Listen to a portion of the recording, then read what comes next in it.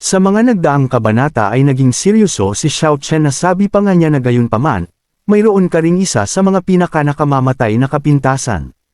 Sa mga sinabi ni Xiao Chen ay bahagya siyang naguguluhan at hindi ito maintindihan ni Lin Feng.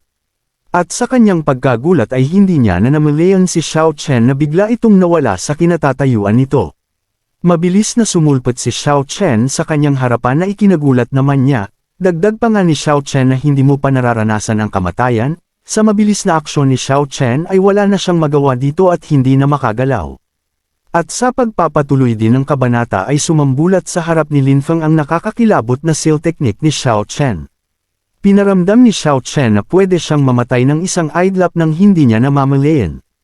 Nasabi pa nga ni Xiao Chen sa kanya na kaunting pagpatay lang ay nawawalan ka na ng lakas ng loob na lumaban at kung life and death fight talaga ang laban. Sa tingin mo ba may pagkakataon ka pang mabuhay? Sa mga sinabi ni Xiao Chen ay pinagpawisan na lamang siya sa takot dito.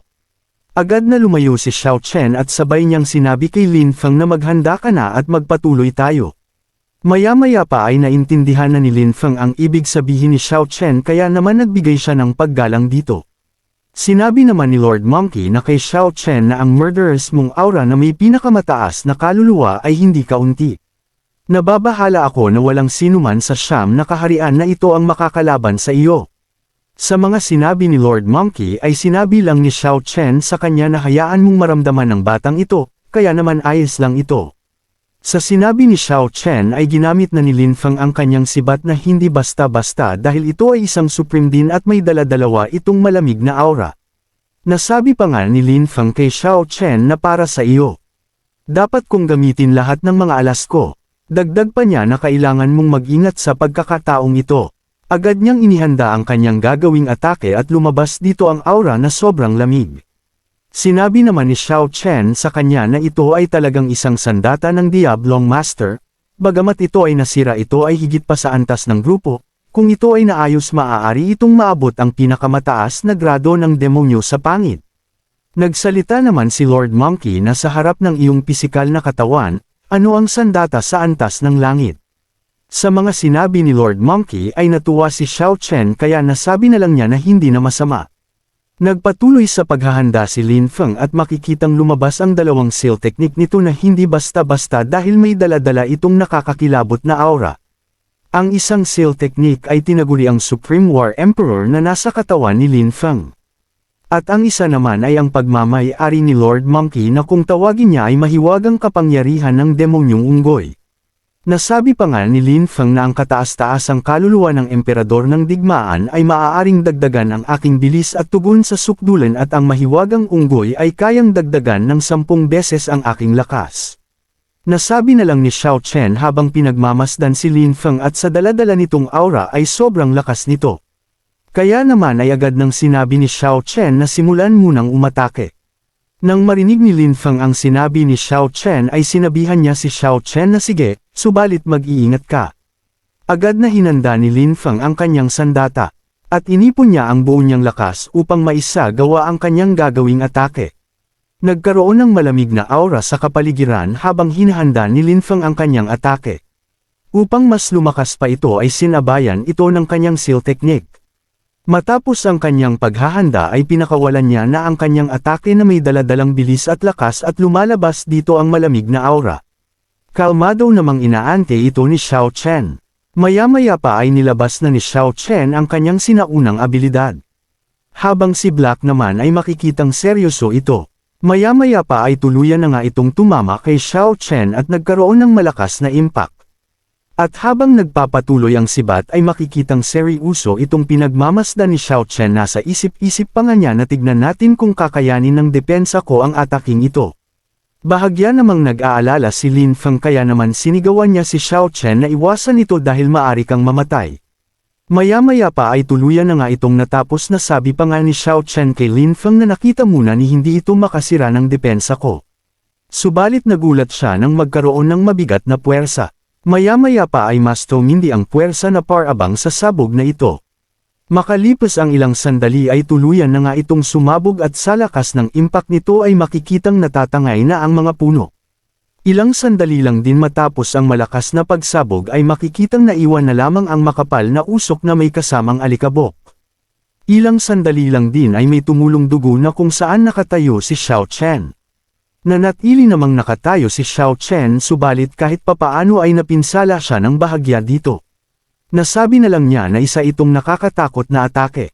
Nasa isip-isip pa nga niya na sa hindi inaasahang pagkakataon ay mahaharangan nito ang ikalawang antas ng depensa ko. Nagkaroon siya ng bahagyang sugat sa dibdib. Matapos ang malalim na pag-iisip ni Xiao Chen ay sinabi niya na ang marksmanship na ito ay pagmamayari din ng demonyong hari diba? Pero bakit hindi ko nakita ito? Sinabi naman ni Lord Monkey na ito ang hindi natapos na martial skill ng demonyong hari. Kaya hindi niya ito ginagamit sa labas. Sinabi naman ni Xiao Chen na napakalakas ng galaw mo pero dapat ginising mo ang ikatlong kapangyarihan ng ground-level martial arts na lumabas. Sinabi naman ni Lin Feng ng seryoso na ang buong atake ko ay medyo nasaktan ka lang, kaya naman kung ganon. Hindi ko alam kung ano ang magagawa ng pangatlong kapangyarihan ng martial arts ko sa iyo. Nilabas na ni Lin Feng ang kanyang pangatlong kapangyarihan ng martial arts at mas tumindi ang malamig na aurang lumabas dito. Nasabi na lang din ni Xiao Chen nang maramdaman niya ito na anong klaseng aura ito isang malamig na aurang nakakakilabot. Maya-maya pa ay nagkaroon ng matinding reaksyon si Black sa malamig na aurang kumakalat sa paligid at makikitang naglalaway pa ito na abang gusto niyang kainin si Lin Feng. Habang pinagmamasdan ni Xiao Chen si Lin Feng na naghahanda ng kanyang susunod na atake ay makikitang mas kumakapal pa ang aura nito. Napansin naman ni Xiao Chen ang matinding reaksyon ni Black kaya naman sinabihan niya ito na Black wag mo itong pag-isipan ng kung ano, dahil isa pa itong martial spirit niya. Sa mga sinabi ni Xiao Chen ay kumalma siya at malungkot niya itong sinang-ayunan. Nasa isip-isip pa nga ni Black habang pinagmamasdan si Lin Feng na ang batang ito pala ay si Conley Zuanbing. Ito ay isang bagay na umiiral lamang sa labas ng domain, paano ito nagising sa kanya? Dagdag pa niya na kung nilamon ang aking cultivation base ay mapapabuti ng husto. Sayang naman kung lalamunan ko. Bago pa man pakawalan ni Lin Feng ang kanyang atake ay sinabihan muna niya si Xiao Chen na kailangan mong maging maingat. Ang pag-ataking ito ay ginagamit ko ang lahat ng aking lakas. Sa sinabi ni Lin Feng ay nakangiti namang sinabi ni Xiao Chen na sige lang. Maya-maya pa ay naglabas na nga ng matinding aura si Lin Feng at makikita sa kanyang sibat na nagkakaroon ito ng yelo. Maya-maya lang din ay kumalat na ito na kahit ang mga puno sa kapaligiran ay nabalutan ng yelo. Ilang sandali pa ay unti-unting naglalaho si Lin Feng sa paningin ni Xiao Chen. Kaya naman nasabi na lang ni Xiao Chen na nawala ito. Dagdag pa niya na hindi lang kalupaan at ang mga puno ngunit pati na rin ang aking katawan ay nanigas. Kaya naman natuwa siya dito na sabi pa nga niya na ito ay isang kawili-wili. Maya-maya pa ay napansin ni Xiao Chen ang pagsulpot ni Lin Feng sa kanyang likuran. Agad na umatake si Lin Feng nang makahanap siya ng pagkakataon. Sa kanyang ginawang atake ay tumilapon si Xiao Chen. At unti-unting nawasak ang kanyang depensa. Kaya naman nasabi na lang niya na anong klase itong mapangwasak na kapangyarihan. Agad siyang bumalik sa kanyang kinatatayuan dahil malayo ang narating niya sa ataking ginawa ni Lin Feng. Nang makababa siya ay makikitang wala man lang itong natamong pinsala subalit nawasak ang kanyang depensa. Nasabi pa nga niya habang nakangiti na mahusay na sinira nito ang aking pangalawang depensa ng Ancient War. Napaluhod si Lin Feng dahil sa halos maubos ang lahat ng kanyang lakas para sa ataking iyon. Nasabi pa nga niya kay Xiao Chen na hindi inaasahang hindi ito magdudulot ng anumang pinsala sa iyo. Sinabi naman ni Lord Monkey sa kanya na bata, ikaw din ay talagang napakalakas at kamangha-mangha ang iyong ipinamalas. Sinabi din niya kay Xiao Chen na paano na ang batang ito, mabuti ba? Nagising niya ang tatlong martial arts ang kapangyarihan ng kaluluwa, may ganyang siyang kapangyarihan. Nakangiti naman sinang-ayunan ito ni Xiao Chen na sabi pa nga niya na hindi na ito masama, masyadong malakas. Nagawa niyang masira ang aking Ancient War intent, ang kapangyarihang ito, ay hindi dapat maliitin. Sinabi din ni Lord Monkey habang pinagmamasdan si Lin Feng na inaasahan ko talaga kung gaano katakot-takot ang batang ito, pagkatapos niyang makapasok sa supremacy at mabuksan ang 7 antas ng kapangyarihan. Nang marinig ito ni Xiao Chen ay sinabi niya na natatakot akong malalampasan niya ang demonyo sa pagkakataong iyon. Natawa naman si Lord Monkey sa mga sinabi ni Xiao Chen kaya naman sinabi niya na kahit na sinabi mo, mas may tiwala ako sa batang ito ngayon. Matapos ang kanilang pag-uusap ni Lord Monkey, ay naglakad na siya palapit kay Lin Feng habang si Lin Feng naman ay hindi pa din makapaniwala. Nang makalapit si Xiao Chen ay hinawakan niya ito sa balikat at sabay na sinabi niya na bata, may ilang oras pa bago ang ranggo ng Dragon at Phoenix, kaya mangyaring magsanay ng mabuti, subukan mong abutin sa panahong ito.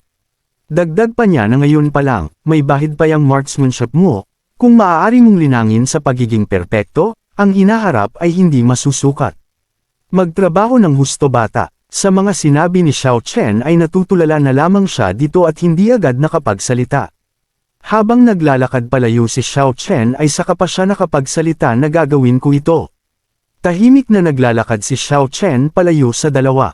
Maya-maya pa ay tumingin siya sa kanyang likuran na baka sinundan siya ng dalawa. Nang makita niyang wala ito ay agad siyang napabuntong hininga. Nasabi pa nga niya na naisip ko na walang makakasira sa Ancient War Intent sa sandaling ito sa mundong ito, parang kailangan kong ituloy ang pag-iinsayo. Kung malalaman nila, ito ay lubhang nakakahiya. Maya-maya pa makalipas ang ilang oras ay nakabalik na siya sa kanilang residence. Agad niyang binuksan ang pintuan at nagulat siya dahil nandito ang kanyang mga servant. Nasabi pa nga niya na bakit kayo nandito lahat. Agad naman siyang tinawag ni Jiang Chuan, si Luan Ping naman ay ibinalita niya na master, ang boxer armor ay naayos na. Nang nilabas ni Luan Ping ito ay nagulat siya dito dahil mabilis itong nagawa ni Luan Ping. Dagdag pa ni Luan Ping na pagkatapos ayusin, ang boxing armor na ito ay hindi bababa sa ikalimang ranggo sa ground level na armas. Sinabi din ni Jiang Chuan na ang ground level sa ikalimang antas na ito, ang aking buong Jiang family ay walang ganoong mataas na antas ng magic weapon. Agad naman na kinuha ito ni Xiao Chen, na agad naman niyang sinubukan at nang masuot niya ito ay nasabi na lang niya na hindi na ito masama. Nasa isip-isip pa nga niya na dapat sapat na ang 5th rank boxing armor sa ngayon. Sayang, ito ay magiging mahusay na kung ako ay maaaring makakuha ng mga makalangit na guwantes. Matapos siya sa kanyang mga iniisip, ay sinabi niya na kay Luan Ping na maraming salamat. Natawa naman si Luan Ping sa ginawa ni Xiao Chen na pasasalamat sa kanya. Kaya naman sinabi na lang niya na wala iyon. Sinabi din ni Xiao Chen sa kanila na malapit nang mabuksan ang listahan ng Dragon at Phoenix. Sa panahong ito, magpapatuloy ako sa pagsasanay ng pagpunta sa saradong pagsasanay para sa isang sandali. Oo nga pala Jiang Chuan, paano ka nag-practice ng martial arts na ipinasa sa'yo? Sinabi naman ni Jiang Chuan na huwag kang mag-alala boss, walang problema kapag nagsimula na ang listahan ng Dragon at Phoenix. Sa mga sinabi ni Jiang Chuan ay agad itong napansin ni Xiao Chen na sabi pa nga niya na ibig sabihin hindi ka pa nakakapag-practice. Nahihiya namang sumagot si Jiang Chuan na hindi niya ganap na maunawaan ito. Sinabi naman ni Xiao Chen na magsasanay din ako. Ikaw magmadali at magsanay kung hindi makakakuha ka ng mahusay na pagkatalo sa ranggo ng Dragon at Phoenix. Nahihiya namang sumagot si Jiang Chuan na hindi ako matatalo. Sa sinabi ni Jiang Chuan ay napabalikwas ang dalawa at hindi na lang nagsalita. Napansin naman ito ni Jiang Chuan kaya naman mas lalo siyang nahiya dito. Maya-maya pa ay makikita ang puspusang pagsasanay ni Xiao Chen dahil sa nangyari kanina na nagawang mawasak ang kanyang depensa, na ang akala niya ay wala nang makakawasak sa kanyang depensa sa Xinu Domain. At sa sandaling ito, sa pamilya Zhao. Dito nga ay makikita nating dumating na si Dao Gu sa residence ni Zhao Jingxi at mukhang nabagbag siya dito. Nasabi pa nga niya kay Dao Gu na ang lakas ng loob mong magtanong sino ka ba. Sumagot naman si Dao Gu na hindi muna kailangan pang malaman. Pwede ba akong sumali sa Dragon at Phoenix Rankings ngayon? Sinabi naman ni Zhao Jingxi na sa totoo lang ito ay posible. Subalit sa loob-loob niya ay makikitang galit na galit ito na sabi pa nga niya na sino ang taong ito, na sa isang galaw lang niya ay nagawa niya akong mapinsala ng ganito, at gusto niyang sumali sa Dragon at Phoenix Ranking na walang makakatalo sa kanya. Sinabi naman ni Dao Gu na gayon pa man ang aking pagkakakilanlan ay hindi angkop para sa pagkakalantad, sabihin lamang na ako ay iyong kasondong alagad at ang aking pangalan ay Zhao Jingxi.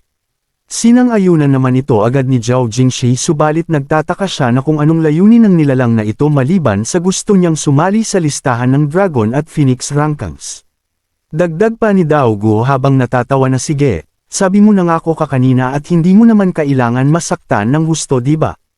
Ang pagkagumon ay nagpapagaling sa iyo. Oo, sa panahong ito, dito ako nakatira, mayroon ka bang mga pagtutol dito?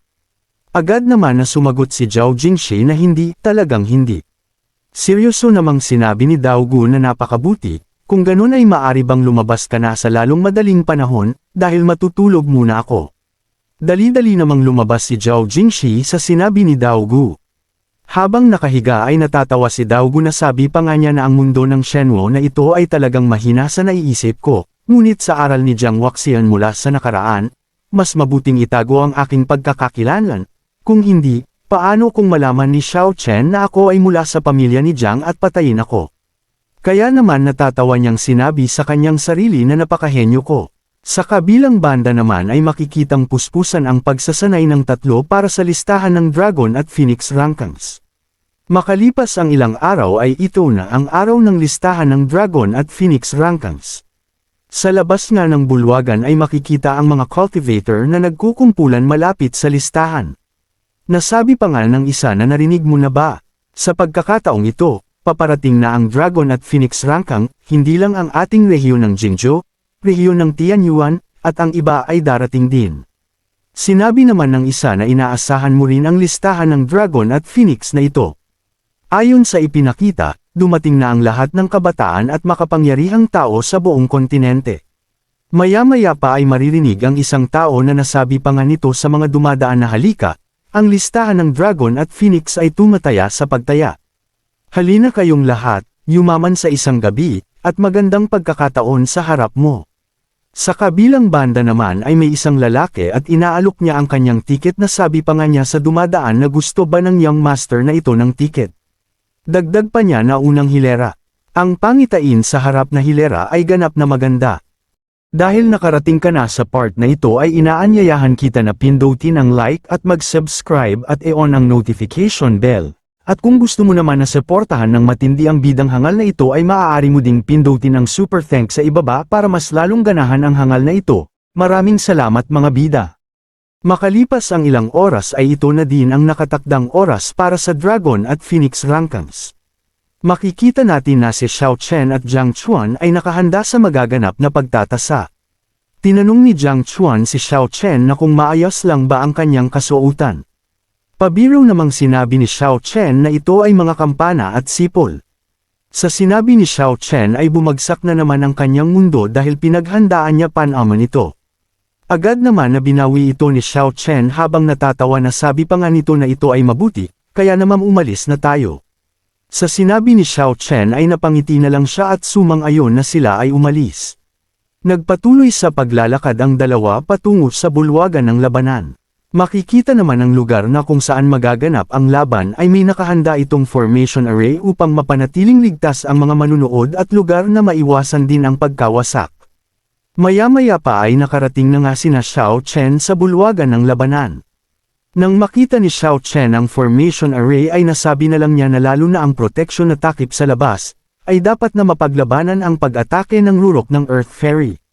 Sinabi naman ni Jiang Chuan na ang kanilang pamilyang Jiang ay nagbayad ng malaking pera dito. Matapos ang kanilang pag-uusap ay agad na silang pumasok sa loob. Sa loob ay makikita dito ang maraming tao at ang mga matatanda na mga pinuno ng mga nangungunang puwersa sa major domains. Nasabi pa nga ni Jiang Chuan nang makapasok sila na boss, ang mga matandang lalaking ito ay ang lahat ng mga pinuno ng mga nangungunang puwersa sa mga pangunahing domain. Dagdag pa niya na bagamat si Zhao Jing ang nagpakilala sa pagkakataong ito, ang mga taong ito ay bahagi at pinuno ng kompetisyon. Sinabi naman ni Xiao Chen na hindi naman masama ang grupong ito ng mga tao. Dagdag pa niya na ang pinakamalakas, sa ibabaw, ay ang tuktok ng lupa na nagniningas, ngunit ang kapangyarihan sa kanyang katawan ay maaari na siyang makalusot sa kalangitan. Kaya naman agad niyang tinanong ito kay Jiang Chuan na kung sino ang lalaking iyon. Napakamot naman ng bahagya si Jiang Chuan sa tanong ni Xiao Chen. Sinabi naman ni Jiang Chuan kay Xiao Chen na ang tinutukoy mo ba ay ang kalbong iyon. Ang lalaking iyon ay tinatawag na Jin Jinbo. Ito ang lolo ni Matabang Jin. Nang malaman ni Xiao Chen ito ay natawa na lang siya na sabi pa nga niya na ang pagkakataon nga naman. Nasabi na lang din ni Jiang Chuan na siguradong ito na nga. Maya-maya pa ay tumayo na ang mga master sa harap ng isang kahon na naglalaman ng kayamanan. Nagkaroon ng katahimikan sa loob ng formation array. Maya-maya pa ay napansin ni Jinbo si Xiao Chen kaya naman nagpintig ang kanyang ulo. Pinagmasdan niya ng mabuti si Xiao Chen. Nasabi pa nga niya na Xiao Chen, niloloko mo ang apo ko, kaya naman pahihirapan kita sa pagkakataong ito. Matapos niyang pagmasdan si Xiao Chen ay ibinaling naman niya ang kanyang tingin sa kanyang mga alagad sinyalas na gawin nila ang lahat ng kanilang makakaya na pahirapan si Xiao Chen. Nang inig namang sumang-ayon ang dalawa na sabi pa ng mga ito na naiintindihan namin ito. Nasabi na lang ni Zhao Jingshi na pakiusap ay manahimik muna ang lahat. At dito na din matatapos ang ating episode mga bidang hangal subalit hindi matatapos ang araw na ito nang hindi tayo nag-shoutout. Kaya naman shoutout kay Gilbert Vallejo, Elizabeth Vicheg Lopez from Hermosa Bataan, John Michael Torres from Doha Qatar, Ariel Monte de Ramos, Celoso Gaming, Proxy, at hanggang dito na lang muna mga bida, at sa mga hindi pa na shoutout ay huwag kayong mag-alala dahil nakalista naman ang iyong mga pangalan at nakikita ko ang mga comments nyo. Maraming salamat sa panunood at magkita-kita ulit tayo sa mga susunod na kabanata, kaya naman mangyaring pa-like na lang po.